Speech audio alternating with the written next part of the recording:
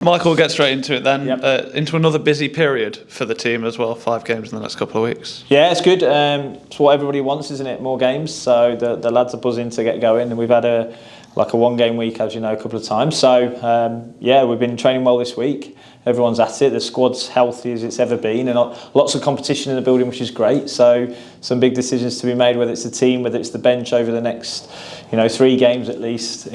Luton, big game, obviously Chelsea, big game, and then Peterborough, another big game next week. So we're excited. 1-game weeks tend to be a bit of a rarity. How do you make the most of that as a manager?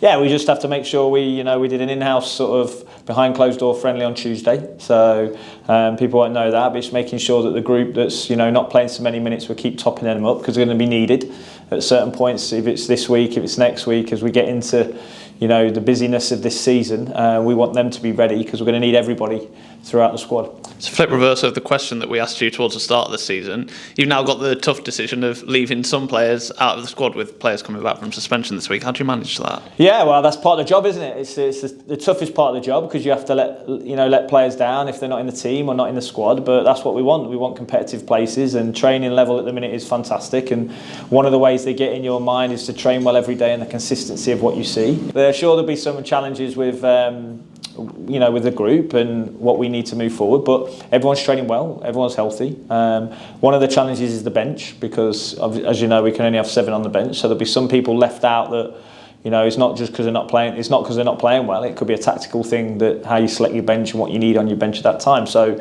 there's lots of different decisions a manager has to make, and we have to make the right decisions as best we can. But we want the depth because we're going to need it over a long period of time. It's not just this Saturday and not just this Saturday, Tuesday. So obviously, before kick-off, a lot is made of the team that starts. But as a head coach, do you have to think about the team that's going to finish the game as well? Because the game's on after 90 minutes, not after 5. Yeah, I think there's a lot of talk about that in the media at the minute about the finishers or the subs or whatever you want to call them. But for me, that's always been a big thing here. When you look at our stats last year, if you want to call it stats, and how many goals we scored and the players scoring off the bench, we make sure that we can impact the game with the subs, and that depends on the situation. I thought the subs that came on last Saturday for Burton were fantastic. Sometimes we'll get it right, sometimes we'll get it wrong. But if we get more than we get right, it's a great thing, and they need to be ready to impact the game. And I think when you see a group of players that are chomping at the bit, if you like, to get into the squad and then into the team, and then people coming off the bench and pushing the game, if you like, I think it's a good place to be at. And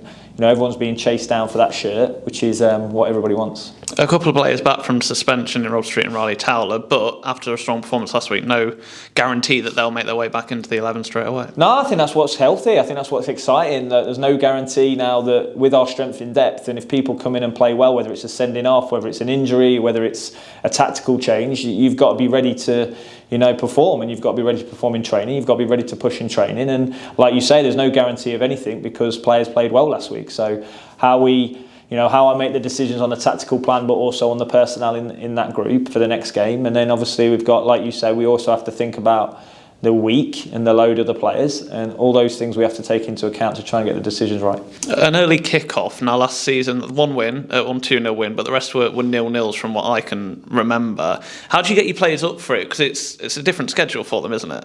Yeah, I don't think there's anything. I think it's one of those things that media and you guys and fans talk about, but I don't think there's anything different that we do. Obviously, it's a bit of an earlier start, but in general, the game's just as important when it's 12:30 or 3 and everyone wants to win and the players want to win. So, maybe a little bit of an earlier one, so we have to start our prep a little bit earlier, but it's because it's at home, it's not too bad. Does it obviously change the daily schedule? Does it change the preparation going forward? Not really. I'll change them individually, but for us, we'll still train the same tomorrow and still trade the same today. Maybe you have to think about a couple more hours here and there, but more than anything, the players have to prepare properly in the morning because they'll be up a bit earlier and probably eating a bit earlier, so that's where it changes. But ultimately, when we cross that white line, I don't think it makes too much of a difference. Obviously, Luton Town, a big name in League One, Premier League experience not too long ago, a great opportunity. Yeah, I think everybody knows where they've been and what they've done. Very well coached by Blooms. He's gone in there. Looks like he's getting to grips with things, which is great. But everyone knows the quality of their players and what they can do. I've watched them twice this season live, and they were very, very good.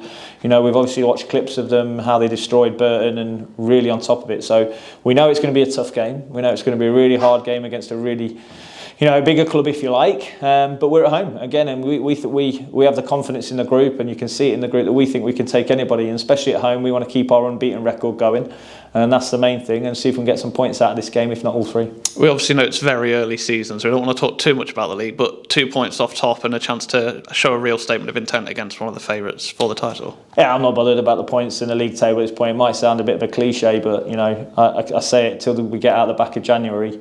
If we're in the race then we'll be happy, but at the minute it doesn't mean a thing. But we want to keep just getting as many points on the board as we can. But more than anything, when we look at every opposition, we set up a team that we think can beat them, whether it's Luton, whether it's Chelsea, whether it's Peterborough next week. We'll put a team together that we think will win the game, and that's the most important thing. That's what we've done, that's our processes, and then we work hard on the plan, and the coaches work really hard on the plan to get the team into a spot where we think we can win the game.